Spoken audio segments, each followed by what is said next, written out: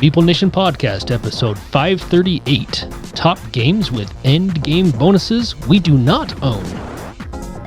Welcome, citizens, to Meeple Nation. Grab your favorite beverage, pull up a chair, warm up those dice, and join us at the game table as we discuss board games and the board gaming world. Each week, the hosts of Meeple Nation share their love for board games and the amazing memories that come from playing games with some very outstanding people.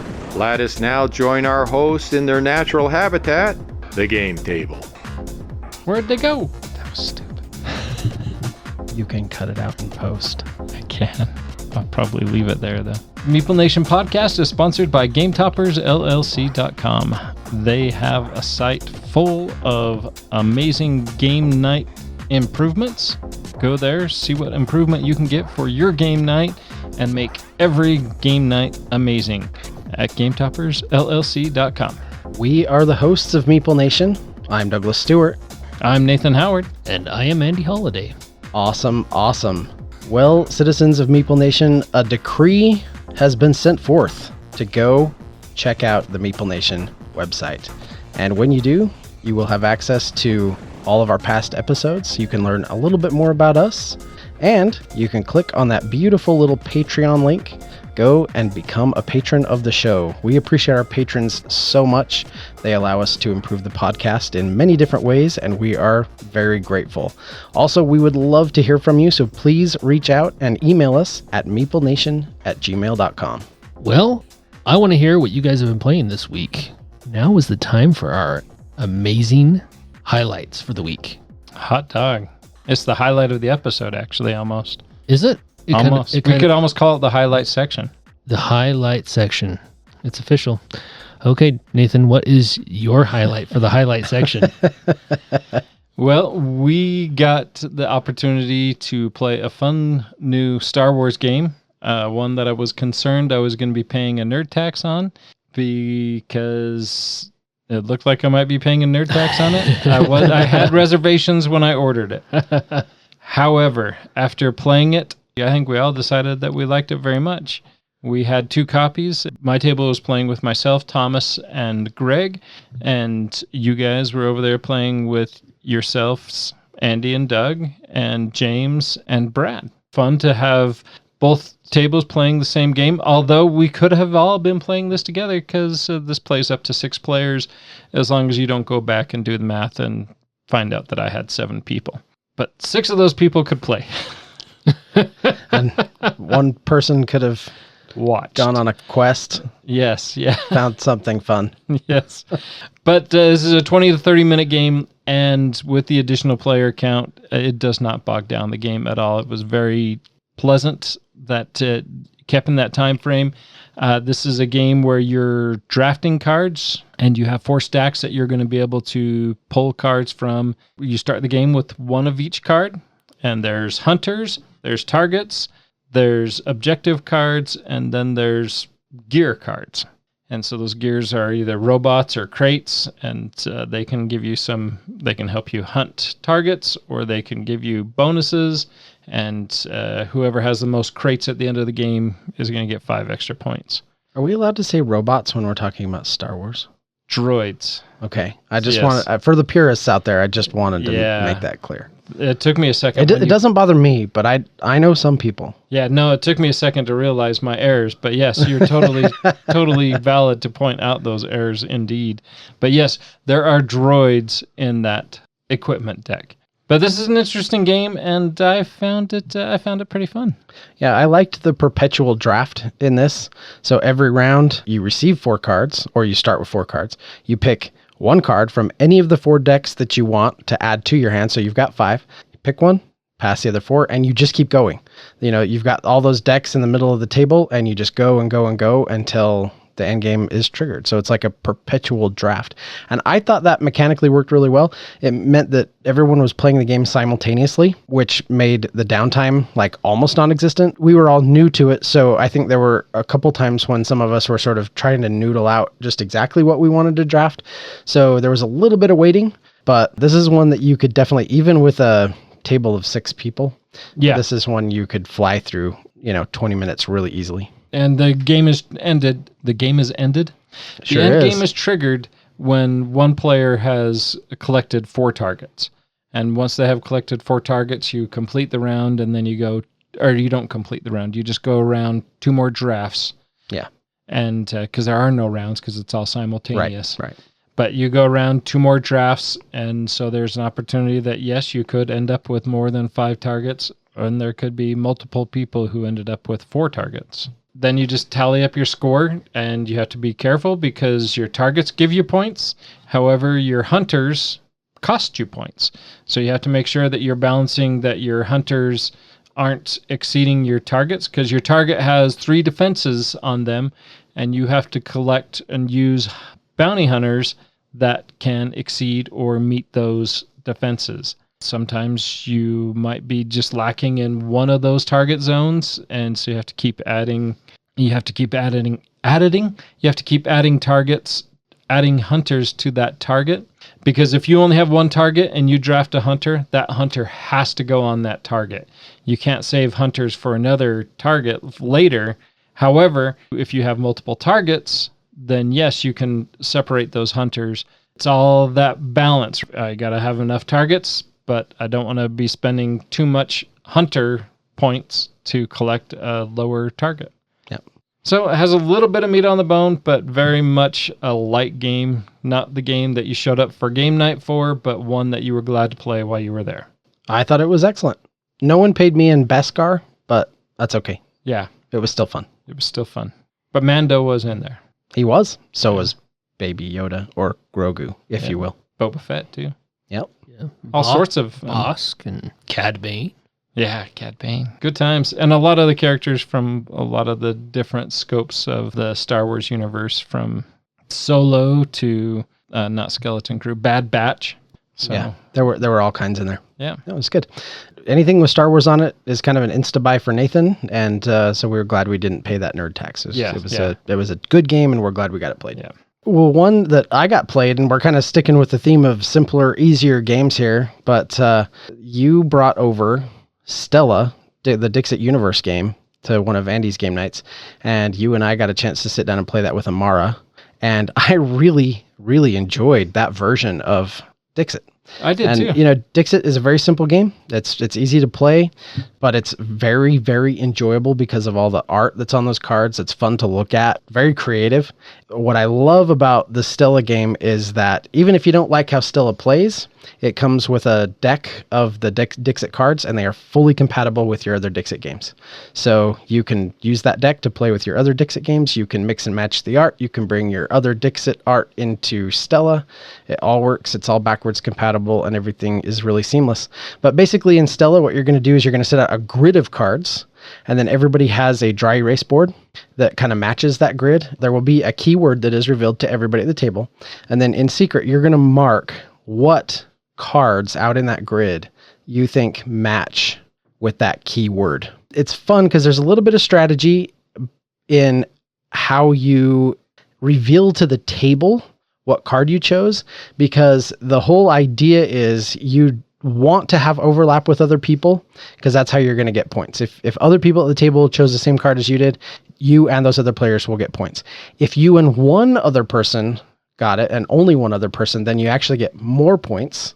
So you want to try to thread that needle, like with the cards that maybe one other person picked, but not everyone, like stuff that isn't like overly obvious, so that you can score more points. However, the downside to that is that if you pick a card that no one else picked, then you are out for that round. Right. No, so no more points for you. Yeah, you don't want to be too aggressive. You don't want to put an X on everything. So, well, I just voted for them all so that I can try to get points, because the first time you say, I said this card, and everybody else is like, I didn't pick that. Yep. Then you're out. You're out. Too bad, so sad. Yeah. But I thought that was a clever way of making a whole new twist on Dixit. In the regular game, you're putting out one person's giving a clue, and for some people, that causes a little too much anxiety. My wife and my daughter, that's not their favorite thing, is to be like the clue giver, especially in a game like Codenames. Dixit, not as stressful for them, but I think with Stella, you have that opportunity to be able to still play the game and not have that anxiety of, I got to come up with a clever clue. Yeah, it definitely removes that element, I think, for sure. No, I really liked it. I think that it was new but familiar. And it was really good. So I'm glad we got a chance to play that. It's one that may get added to my shelf. I'm going to see if I can play it with Lydia and the kids first to make sure they like it as much as I did before I add it to the collection. If they like it, it's definitely one that I'd add. If nothing else, it's another fantastic deck of cards to add to my Dixit game. It's one that I'm excited to play with Cheryl because I think she'll eat it right up. Yeah. And it's kind of funny. Last time we played, I was the one that got distracted with the cards, just looking at the cards, absorbing the art, which is we're not like, hey, usually me. we're ready to move along here, Nate. You ready? You got your guesses? You're like, oh, sorry, I was looking at the cards. Yeah. But very good. I enjoyed it, and glad to have it an opportunity to play it. Sweet. Well, a game that we have talked about me needing to play multiple times on the podcast, it finally happened. Which one was that? Forest Shuffle. Oh, yeah. So Doug was gracious enough to teach me Forest Shuffle, and it was awesome. You guys were right. It's a great game. Yeah. Really like Forest Shuffle. It's awesome. I've gotten the opportunity to start playing around on BGA with the Alpine expansion. So we're playing that with Doug, myself, and Jody. We're playing that, and I'm sure Jody's going to whoop our butt, but we'll see how that goes. Nice. Yeah, I believe we played with the expansion, right, Doug? We did. So, yep, it was mixed in. I guess I'm just late to the expansion party. You are. But hey, at least you showed up. At least I showed up. Halfway because it was online. Yeah. I mean, you didn't really show up. Oh, I showed up. It was a virtual show up. You're a virtual show up. Virtually showing up. That is so 2020. Come on, Nathan. Oh, yeah. Get with the program here. But yeah, no, those are some great highlights. Some good games. Forest Shuffle, Stella, and Star Wars Bounty Hunters. All right. Well, let's get into the meat of the episode. We've talked about a lot of games that have in-game bonuses that we do own. So let's talk about the ones that we don't own and maybe some insights as to why we don't, or maybe after this podcast, we will soon. Yeah, going through that, Concordia would have been the number one game that we don't own. Well done. We're getting a lot of Nateisms in this episode. I love it. Where Concordia would have been the number one game that we don't own, but we now own Concordia within our cumulative collection. So and it's excellent. Yeah, I've heard that. I haven't played it yet. Yeah, can confirm. I talk a lot more about it next week on our MonCon special. Yes, that's right. It's very good. To come up with this list of games, I went to BGG and said I want the top games within bonuses put in there, that I wanted at least 2,000 reviews, and I wanted the top games that were either rated between 7 and 10. Stopped at a list of 40 games because there was a lot of these games that we owned. For instance, the top 10 were Ark Nova, Terraforming Mars, Castles of Burgundy Special Edition, so that's the new one, the newest edition, Gaia Project, followed by Castles of Burgundy, the original version, followed by Scythe, Seven Wonders Duel, and this one kind of surprised me, goes against our feelings, but the best Clank game was Clank Legacy, and well, I don't know if that necessarily goes against our feelings. Doesn't go against my feelings. Yeah. Clank Legacy was really good. Later in the list, Clank beat out Clank Catacombs. Oh, So, really? Yeah, that was our discrepancy there. Anyways, going back, that Clank Legacy was number 8. Concordia was number 9. Castles of Burgundy, the 2019 version.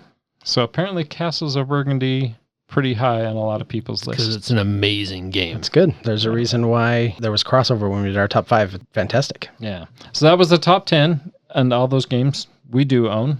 And then we get a little further down the list to the games that we don't. So out of these 40 games, there was 14 games that we don't own. Do we want to start at the top or the bottom? Let's start at the top. Yeah, let's just start at the top. We can work our way down. The number one game that we don't own is Orleans. This is a game released through TMG, Tasty Minstrel Games, but has since been reacquired and reproduced through somebody else. This is one I haven't played. It's one I've thought about trying to play. but I have never gotten to the table. I do believe I've seen the Hug Ladies play this. Yeah, a medieval goings on around. That's an idiot. This is me, right here at the side of the table. In Orleans, you will recruit followers, put them to work to make use of their abilities. Worker placement, very much within our wheelhouse for sure. Farmers and boatmen supply you with money and goods. Knights expand your scope of action and secure your mercantile expeditions. Craftsmen build trade stations and tools to facilitate work. Why don't we own this game? It's right in our wheelhouse. Yeah, it really is. Yeah, this is a game that I put in the same camp as Concordia. It's a classic. It's one that I think a lot of people really know and like, and definitely one that I wanted to play. I was really glad I got to play Concordia, and I'm looking forward to playing Orleans. It's just one that I think I kind of want to play somebody else's copy, right? Yeah. Like I don't necessarily want to go out and get it, but I want to try it at a convention or have somebody teach me this game because it does look good, and I know a lot of people really like it. Its overall rank is 32. So, I mean, this is a very beloved, well-liked game. looks like one that we for sure need to seek out and try to play.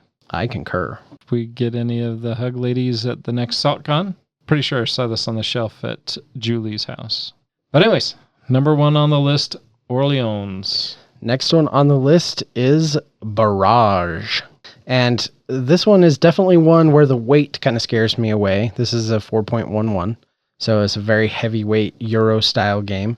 But it was released in 2019, and it does have an 8.2 rating. So, again, a really well-liked, well-loved game. Its overall rank is 35. So it's right up there with Orleans. Oh, wow. Yeah, this is another one that people really like. This is by Tommaso Battista and Simone Luciani. I know Simone Luciani does some pretty amazing games that a lot of people really like. So this is one that kind of looks like a dry Euro. It doesn't really look like my style of game, but if the conditions were right, I would try this. Often the higher complexity worries me away because sometimes those games lead to some severe analysis paralysis and then lead to bad game experiences. Yeah, it'd have to be one that you would have to be fairly selective of who you play games with, who you play this with. Especially the first time, and then Right. after you get a feel for it. Although, Doug, when you got here first today, you walked by my box of Voidfall over there, and the lid's off. And I was like, I got excited. I thought maybe you were reading rules. The lid was off. I started the rules, punched everything, I sorted everything, and that game has a whopping 4.62 complexity. Yeah? Does it really? It does. Wow. There's a lot going on. There's a lot of asymmetric powers, which you're going to love, Andy. I do like asymmetric powers. So this episode isn't about Voidfall whatsoever. Oh, okay. But sometimes I get scared of a game because it has that complexity. Well, it has And about the same complexity as Cooper Island, which was 4.17. Well, I didn't like Cooper Island at What? all. You did. No. Nathan. Very much. I'm telling did you not. right now, you did. And I'm telling you no. I was there. And, I was yeah, there. I don't think so. I think Barrage is something that premature fear is something that we should give it a shot and try sometime. But again, this is something like you mentioned, Doug, if we had somebody that could teach us, digesting all these rules is a pretty big thing. Yeah, maybe this is something we can look into trying to play at BGG. Yeah. Where we have some time we have an airplane ride to read some rules on there and maybe watch a video or two of how to play. But yeah, Barrage, that looks pretty interesting. All right, so the next one, I believe Dave owns this, if I'm not mistaken, but I could be Dennis wrong. does. Oh, Dennis owns it. Yes, Dennis owns this. And that is Anachrony. Yeah, I always feel bad when we talk about Anachrony because that was a game where somebody played and then somebody quit the game in the middle and just made a sour experience. Oh, you're for kidding. Everybody. Yeah, no, it was frustrating, and somebody wasn't quite prepared with the rules, and somebody wasn't patient enough with not prepared with the rules. Oh, yeah. And neither of those parties were me, so that's good. That is I'm good. usually one that's thought they were prepared with the rules and then find out that they are not. Are we omitting names to save the innocent And the guilty. and the guilty? Yeah, I guess so. Anachrony looks like a really good game. Visually, it does. looks pretty stunning. I really do like it. Heavier, it's up there, 4.01, if I'm not Yeah, mistaken. 4.01. Up there for sure, but not one that I would stick my nose up at all. Again, it's just one I want somebody else to teach me, or, to play it at a con or something first before I would just pull the trigger on adding it to my collection. Oh, this is something, I mean, like Andy said, Dennis owns, that we could get possibly at SaltCon end of summer to get a chance to play if he's going to be there. And he's not. He's going to be at your family reunion, huh? Yep. Well, I'll be there though. That's why you're my favorite holiday. Yeah. Oh, thanks, Nathan. Games before family. I even beat out Christmas, guys. Listen. That's what I heard. You're not wrong. You're not wrong. Anachrony, I would love to give it a second shot. Yeah, I mean, it has worker placement aspects to it, and I can see this definitely being in your wheelhouse, and it looks like different factions that you're playing as well. So, yeah, it looks cool. It's one I would be willing to try. Probably not one I'd be willing to buy, mostly because I don't know. It would probably be just like Dennis's copy and just sit on my shelf. Yeah, I get that. Well, On Mars is the next one that's on the list. This came out in 2020, and I remember I was going to play this game with Brent, and he picked up the rules. And Brent's a pretty good rule reader and digester and regurgitator of rules, and he said no. He's like, "Oh, really? I don't want to do this." Wow. Well, there is a pattern emerging here with this list, and that is that these are all incredibly heavyweight games. Yeah. On Mars is a 4.67. Yeah, that is crazy. Very heavy game. Yeah. And going back to Voidfall has a lot going on, but I think once you get the mechanics down to Voidfall, it's going to be easier. On Mars looks like it's more of a deep strategy game for sure. It's one of those games where I think everybody's really kind of quiet while they're playing, and I could be totally wrong with that because I haven't played it. But just going off of Brent's reservations, it's probably why it's not in my shelf anymore. I don't know. I think it looks really cool. The tiles and how you're connecting everything, and it looks like you have resources on the board. You have robots and rovers going around. You have little guys in spacesuits. It looks like you're building factories or something like that. It actually looks really cool. It does look pretty cool. You know what other game looked pretty cool? Voidfall? Another game by Vital Lacerda called Kanban EV. Wow. You had to go there. We didn't all you? know how that ended. Stuck that knife in there and gave it a twist. So Vital Lacerda, he is a very well-known and very well-respected game designer. He's kind of known for making these heavy, the heavy Lacerda games, as people call them. They tend to be just a little over my head. Like they're not the ones that I gravitate to quite as much. And this kind of falls into that camp for me as well. Graphically, like you were saying, Andy, I think it looks fun. Like it really does. Art and the components and everything else, just sitting out on the table make it look like a fairly compelling experience to be had. But that weight just scares me right away. I'd be willing to try it. In fact, this one I might even be willing to buy. It looks cool enough that I might be willing to buy this one. I don't know. We'll see. Nice. Very nice. I'm looking at Orleans. You're looking at On Mars. Yeah. And I'm looking at the next one on our list called Zulkin, the Mayan Calendar. This one's from a while back. So this is a 2012 game. Another one by Simone Luciani. I've played this one. But you don't own it. But I don't own it. Okay. Yeah, no, it has a lot going on. There's some very, very cool mechanics that in this where you have the dial and you're putting your meeples on the dial, and as they rotate, you're going to get resources or you're going to be able to take actions depending on where the dial is. It's been a long time since I've played it, but the mechanics of it, I think, are really pretty cool. And it has cool skull. They're little not blue meeples. skulls. Little blue skull. Yeah, little blue miniatures. skulls. It has cool skull. It has school. You got it, School Doug. coal. School coals. School coals. Love it. Yeah, this one does visually look like a fairly compelling game to me as well. I would definitely give this a go. Also, this is by Czech Games Edition, CGE, and I've come to really enjoy a lot of their games. Yeah, this is a cool game for sure. It's one that has a lot going on that I really wouldn't be excited to teach. What do you guys know about the next one on the list? I have heard of this. It's the Grand Austria Hotel. This is another one that I know the Hugs own. Yeah, I think I've heard them talk about it. This is a 2015 release. It's weight 3.21. I've only just heard the name. I've never actually played it. You're rolling, so the start player's rolling dice, and they place them on the corresponding action spaces. And on your turn, a player chooses one of the 6 actions and carries it out. So it's kind of an action selection based on the die rolls. It actually looks like it could be kind of cool. And looking at it, I mean, there's just some iconography alone that reminds me of Taverns of Tiefenthal. Yeah. Yes, I was just going to say that. Yeah. I looked at for me, it's more than the iconography. I think this has a lot in common with Taverns of Tiefenthal. Yeah, having not played it, I have a similar feeling too. So if it's anything like Taverns of Tiefenthal, I would be in 100%. Yeah, it might be worth checking out. I might have to watch a how-to play video on this one, because if it is, I'm down. I love that game. Also worth noting that this is another game by Simone Luciani. So apparently he really likes his in-game bonuses. yes. All right, Le Havre. Somebody's played this. Le Havre. Has not. It was not me.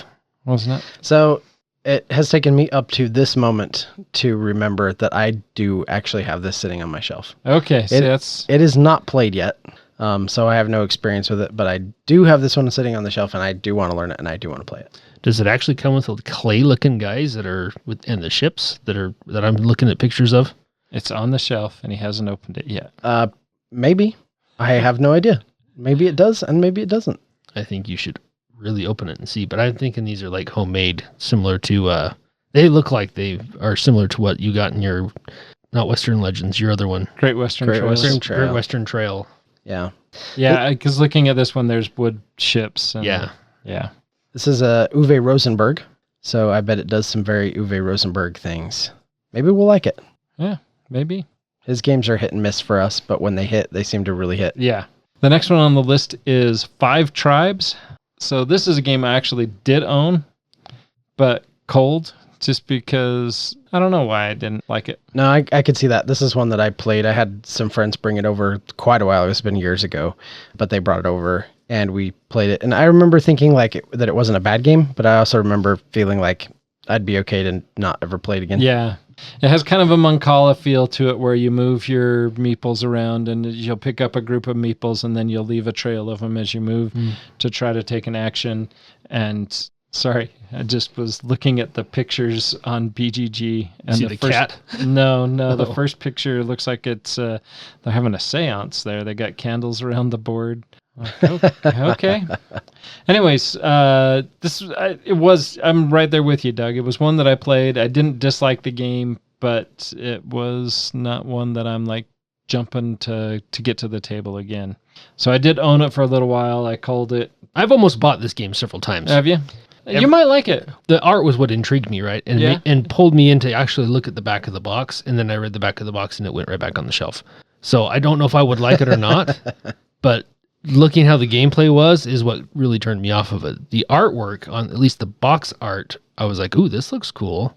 And it does. It was one of those that you look at a book and it looks awesome. And then you start to read it and you're like, this is garbage. It's like, oh, this is really bad. Or I wish I wouldn't have bought this. Yeah. I don't, to be fair, I don't think that it's a bad game. Yeah. I don't. It just didn't hit for me. It was just one of those where I played it once and I was like, cool. Yep. Glad I got to play that once. I'm done with it.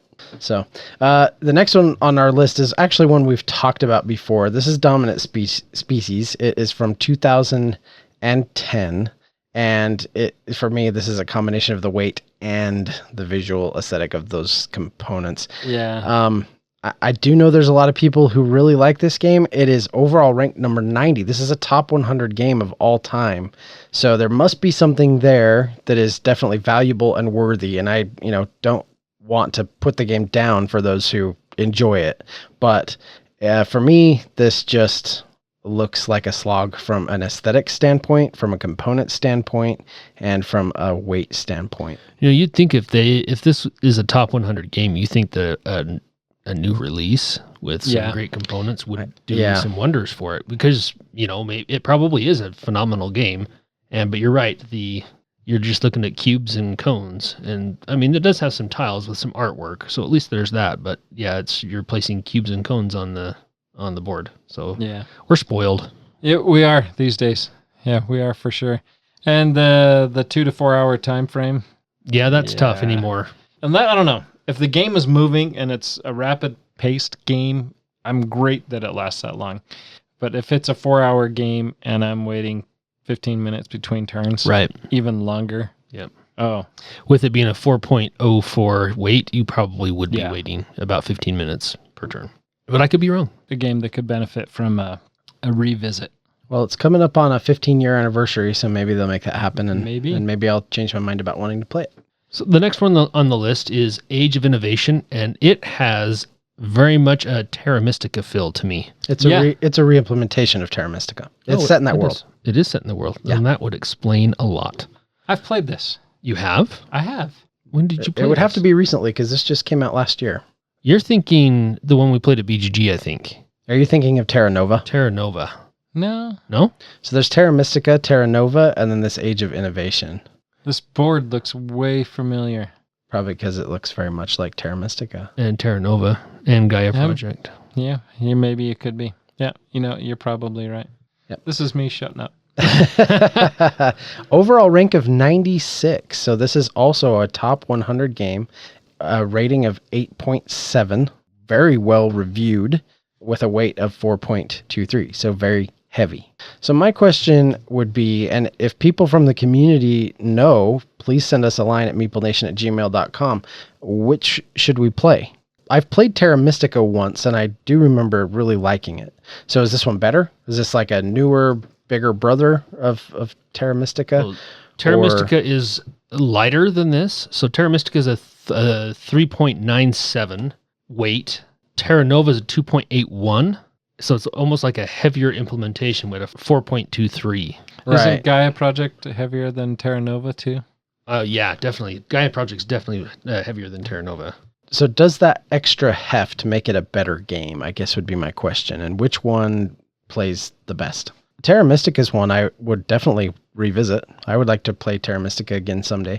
But if this Age of Innovation is better, maybe I'd want to play this one instead. So Gaia Project's actually a little heavier than this. Gaia Project's 4.39. I actually like Terra Mystica better than Gaia Project. I love Gaia Project too, but that may just be that it's more fantasy Right. based. I think than- we had this discussion because you've taught me both of these games. Yeah. And I was the opposite, right? I Yeah, preferred you were the Gaia opposite. Project You did. because it was more of a sci-fi theme. Yeah. Yeah, and there's a few more moving parts with Gaia Project, but it plays very similar. The Age of Innovation is going to be similar to that as well. Yeah. And maybe it's one of those where you find your niche on what you like of those 4 games and you just buy the one because they're all so close. I mean, even Terra Nova, where being quite a bit lighter. An introductory version of them. Yeah, I mean, it was close enough. I mean, I would have rather played Terra Mystica, but it was close enough. You still get the feel of Gaia Project and Terra Mystica having played both of those. So I would imagine this is probably similar, Yeah. with just a few changes. Terra Mystica, then Gaia Project came out. Yes.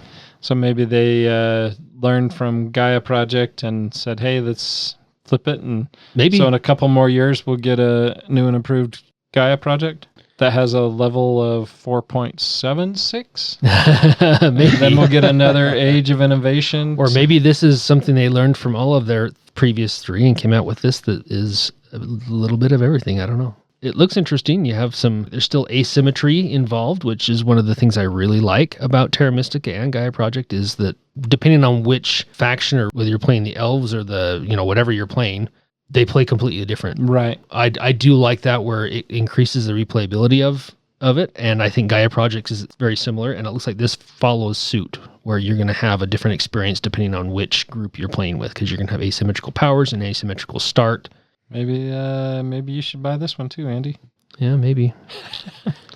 If I do, you're just going to buy it anyway. So you might as well just buy it. No. Oh, No. you too. All right. So the next one on the list is Carnegie, which made me think of Carnegie Hall. Side note, what do you guys think of games that are based on music? Like there's the new one that's just on Kickstarter currently, Luthier, The Art of the Instrument. I don't know. For some I reason haven't heard that it. theme. Yeah, I haven't heard it. You haven't heard of this? No, I haven't heard of it yet. Oh, it's out on Kickstarter right now. It's pretty big. It's a pretty big, beefy game. It doesn't draw me in at all. And as soon as I was saying that, and I was like, well, I am loving draft and write records, but I think that's more of the mechanics. Yeah, less that's of a mechanics thing. Less of the Yeah. theme. That could be. And I really have been enjoying Bardwood Grove. You're building up your song that you're going to sing, but it's not. But it's not fantasy, focused right? around the music instrument. Yeah. But I don't know. I mean, I'm shooting the game down before I've even played it, but this luthier is so far off my radar that it's not even on yours. And Carnegie, you're saying, is going to fall into that same category? Is Absolutely that kind not, of where no. you're going with this? Or? But I saw Carnegie and I thought Carnegie Hall. Okay, yeah. And this game is completely different. This is all about Andrew Carnegie was a benefactor and philanthropist, and so you're trying to build businesses and recruit employees, expand your business, invest in this as like a great titan of real estate, and try to make the best of your income in 20 rounds. Not necessarily just your income, but just the best of your influence in 20 rounds. And how you're spending his money, huh? I mean, the board looks kind of ho-hum. Yeah, it does. You know, not to say that that's the breaking factor of a game by any means, But it has a metal train. that's nice. Actually, you know what, Nathan? You bringing up this like sort of music themed game thing, which is not Carnegie. Yes. Well, I guess it is Carnegie. Wait, which Carnegie are we talking about? Is this the musician or is this the... No, this No. is Andrew Carnegie. Okay, that's what I thought. Man, I've got too many tabs open and I'm thinking about too many things at once. But Lacrimosa was the one I was thinking of. Oh, okay. Yeah. Yeah, which I believe was themed around Mozart. Yeah. It was like Yeah. he died and you were all players trying to like fund his last works or something like that. That one kind of caught my eye. Like I thought, Did it? like, yeah, like a little bit. Not enough that I would add it to a shopping cart, but definitely one that was like, that's kind of new. Like that's interesting. One that, I don't know, if it's got high enough reviews and if I knew somebody who had it and wanted to teach it, I'd probably play it. But again, that was kind of a side tangent. This Carnegie, this Carnegie, I believe was up for a Spiel nomination. I want to say, let's just double check that. Hang on. Golden Geeks. You know what it is? I think it is published by Pegasus Spiel. And so I was thinking that it was, as I was getting the old Spiel all confused with the actual awards. So maybe this was not up for a reward. For a reward. For an award. For a reward. There's a bounty on Carnegie. What kind of business is he running? I mean, we went all over the place except for talking about the actual game of Carnegie. The board looks kind of dry. I don't know. Looks like a heavy Euro. It just doesn't look like one that It really just doesn't grabs appeal. me. Yeah. Not that I wouldn't play it, but just not one that I'd actively seek. Yeah. Which really for different reasons is kind of similar to the next one on the list, which is Keyflower. Same, yeah. You Same know, feels. just yeah, a lot of the same kind of vibes. But I would not say no. If somebody was willing to teach this, you know, is all about it, I would absolutely try to play it at some point. A lot of these games, so much of the game is by appeal, right? Your visual appeal. If it pulls you in, a lot of games, Andy goes for the fantasy. I thrive more on the sci-fi. That's more of my appeal. Sure. Just need somebody who is in our group that says, hey, I want to play this. Somebody that's not Dave. Because Dave loves the big, beefy games, but... Or maybe it should be Dave. maybe it should be Dave, Yeah. but Dave doesn't like to read rules. Well, Dave would have to fix that. Yes, yes, he would. Next one on the list is one that I've actually heard good things about, and this is Lorenzo Il Magnifico. I don't know anything about this game. 3.29 on the weight complexity, came out in 2006, and another Simone Luciani game. Really? Yeah. This Man. episode is brought to you by Simone.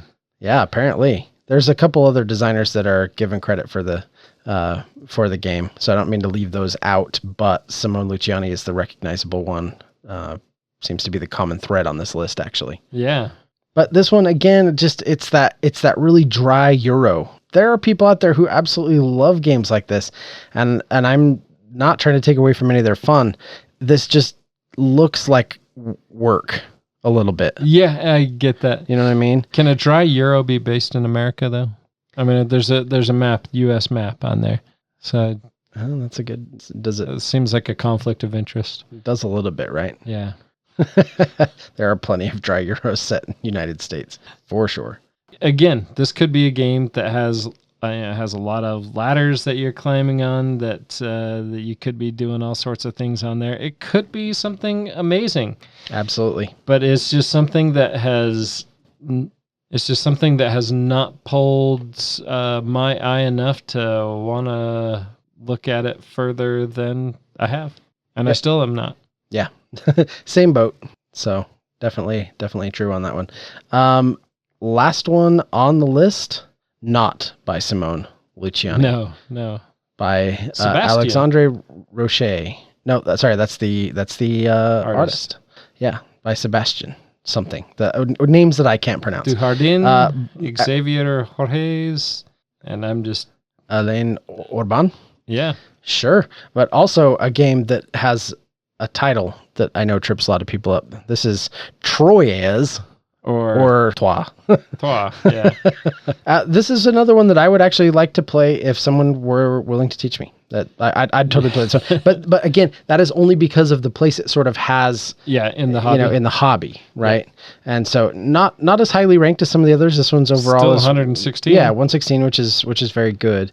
Medium weight, 3.46, so not enough to scare me away. It does look like a little bit more of the dry Euro kind of thing. It doesn't look like the most appealing thing, but it's been around for a long time, and people really like this game. Yeah, and this is one. It would really surprise me if this doesn't get a new facelift, if it doesn't get that treatment sometime soon.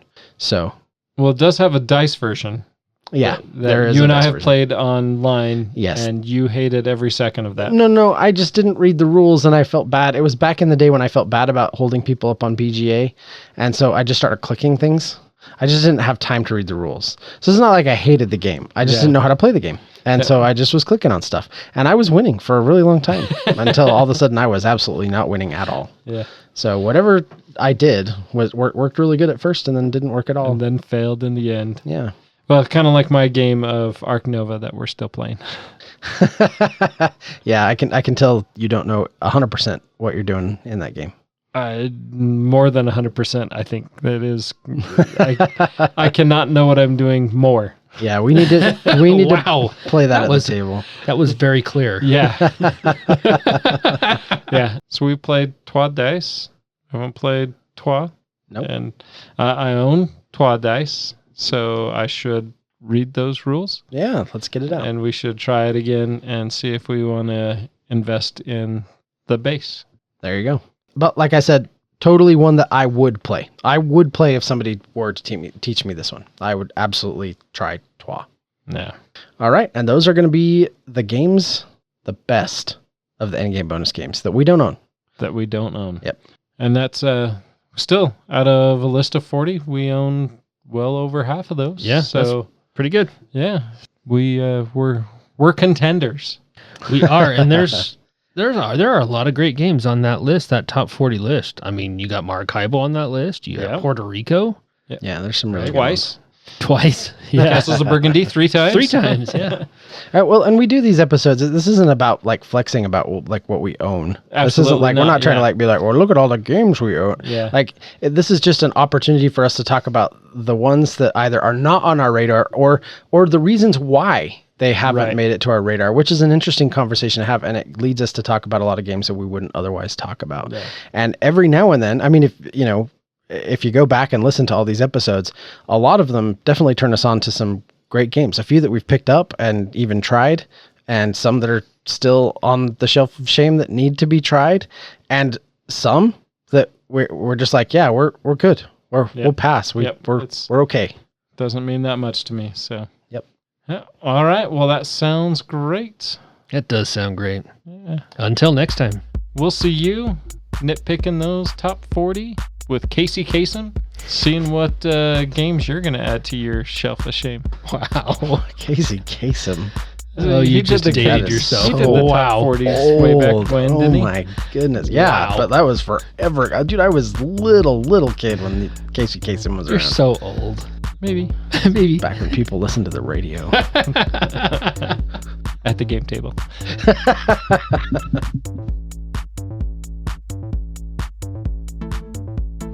Thank you for listening and being a part of Meeple Nation.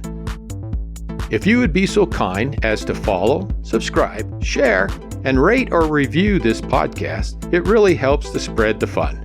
You can be more involved in supporting the podcast by joining the nation at patreon.com/Meeple Nation, or you can find a link at the top of our webpage, meeplenation.com. And while you're there, look at all our extra content. There are links to all our past episodes, a wide variety of blogs, pictures from our Instagram feed, and bios for all the hosts and our awesome bloggers. Follow us on Twitter, Instagram, and Facebook, all under Meeple Nation. If you would like to chat with the hosts or other members of the nation, you can join our Facebook group, Meeple Nation Off Air. We hope to see you again at a game night, a con, or maybe a suspense-driven evening of werewolf. Thank you for listening and supporting Meeple Nation, and stay tuned for next week's episode. Thank you so much for listening. We very much want to thank our patrons who help keep the podcast running. I personally want to thank my co-hosts for all the help they provide with both content here on the podcast, in addition to what we have available on our website. Without them, the podcast would not happen. If you too would like to support the podcast, you can join the nation at patreon.com/Meeple_Nation. Or you can find a link to Patreon at the top of our webpage, meeplenation.com. If you have any questions, comments, or games you feel should be on our radar, you can always reach us at meeplenation@gmail.com. We can't wait to hear from you. I am grateful to Doug and Andy who helped me edit episodes, and I want to thank James and Kim Clark who do the editing on our blogs and on our webpage, which can be found at meeplenation.com. We want to thank Brain Detergent for our music. If you want to find more from him, you can follow his links that can be found on our webpage, or simply search for Brain Detergent on YouTube to find more of his tracks. Thank you again for listening and being part of the Meeple Nation community.